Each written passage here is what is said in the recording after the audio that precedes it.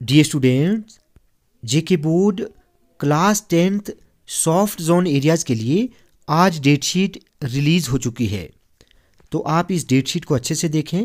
आपका पहला main subject का पेपर 17 फरवरी को होगा और पहला पेपर आपका सोशल साइंस का रहेगा।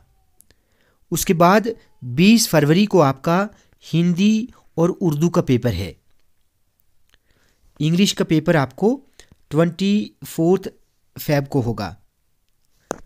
ठीक है, उसके बाद साइंस का पेपर 3 मार्च को होगा और लास्ट में मैथमेटिक्स का पेपर 10 मार्च को होगा।